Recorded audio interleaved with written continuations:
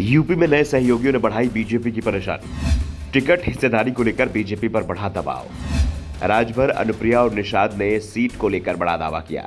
India गठबंधन से मुकाबला करने के लिए बीजेपी अपना कुनबा बढ़ा रही है। नए दलों को जोड़ा जा रहा है। 18 जुलाई को दिल्ली में एनडीए गठबंधन की बैठक में 38 दल पहुंचे थे और दावा किया गया था कि जल्दी ये संख्या 45 के पार पहुंच जाएगी।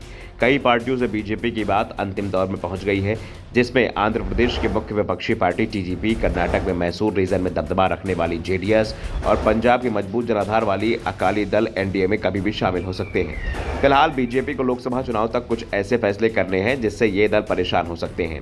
इसलिए बीजेपी ने चुनाव तक इन पार्टियों को एनडीए से दूर रहने की रणनीति बनाई है। चुनाव से पहले इन दलों का एनडीए में आना तय माना जा रहा है, लेकिन गठबंधन बनाने के चलते बीजेपी को अब सीटों के बंटवारे को लेकर परेशानी आ रही है, क्योंकि उसके सहयोगी अभी से सीटों के बंटवारे को लेकर दबाव बढ़ा रहे हैं। ओम प्रकाश राजभर की सुहेलदेव भारतीय समाज पार्टी यानी कि सुभाषपा के एनडीए में शामिल होने के बाद से अपना दल एस और निषाद पार्टी की निगाहें उन्हें मिलने वाली सीटों पर जमी है। यूपी में भाजपा ने इस बार सभी 80 लोकसभा सीटें जीतने का लक्ष्य रखा है। लक्ष्य हासिल करने को पार्टी अपना कुनबा बढ़ाने में जुटी है। इस कवायद में जहां सुभाषपा को साथ ले लिया है, वहीं पूर्व मंत्री दारा सिंह चौहान, साहब सिंह सैनी, पूर्व सांसद राजपाल सैनी सहित कईयों को शामिल किया जा चुका है। ये सिलसिला जारी रहेगा। एक और पार्टी दायरा बढ़ाने में जुटी हुई है, तो दूसरी ओर सहयोगी दलों की अपेक्षाएं भी बढ़ रही हैं।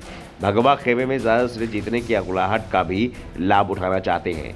2019 के लोकसभा चुनाव में भाजपा ने 62 और सहयोगी अपना दल एस ने 2 सीटें जीती थी। तब निषाद पार्टी भी साथ में थी, मगर उसे सिंबल पर लड़ने को कोई सीट नहीं मिली थी।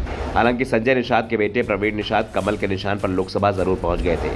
राजभर के आने के बाद से संजय निषाद ने दबाव बनाने की कवायद तेज कर दी है। संजय निषाद दावा कर रहे हैं कि इस बार उनका उम्मीदवार निषाद पार्टी के सिंबल पर चुनाव लड़ेगा। उन्होंने तो 37 लोकसभा सीटों की दावेदारी जैसे बयान भी देना शुरू कर दिया है। दूसरी ओर ओम प्रकाश राजभर भाजपा के साथ आने के बाद इन दिनों अपने स्वभाव के विपरीत थोड़ा तोल मोल कर बोल रहे हैं।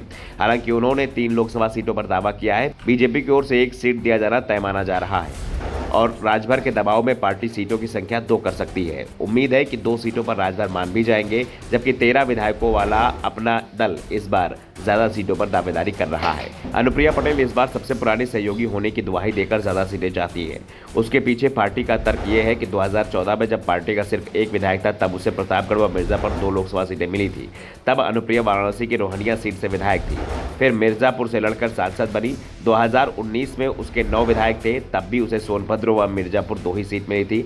अब उसके पास विधायकों की संख्या 13 पहुंच गई है और वो विधानसभा में तीसरा सबसे बड़ा दल है। ऐसे में उन्हें मिलने वाली सीटों में भी इजाफा होना चाहिए। अनुप्रिया की ओर से अभी तक ये तो साफ नहीं किया गया है कि उनकी कितनी सीटों पर दावेदारी है, लेकिन इस बार वो कम से कम 5 सीटों पर अपना दल का उम्मीदवार बनाना चाहती है और जो संकेत बीजेपी अनुप्रिया की मांग को कुछ हद तक पूरा भी कर सकती है। अपना दल को इस बार 1 सीट अतिरिक्त मिल सकती है। इस बार उनकी पुरानी 2 सीटें बरकरार रखी जाएंगी। तीसरी सीट को लेकर दावा हो रहा है कि सपा के मजबूत गढ़ वाली कोई सीट उन्हें सौंपी जा सकती है। वैसे दावा तो यहां तक हो रहा है कि अगर नीतीश कुमार यूपी की फूलपुर सीट चुनाव लड़ते हैं, तो बीजेपी अनुप्रिया को उनके खिलाफ फूलपुर से भी उतार सकती है। Bureau report, the such India.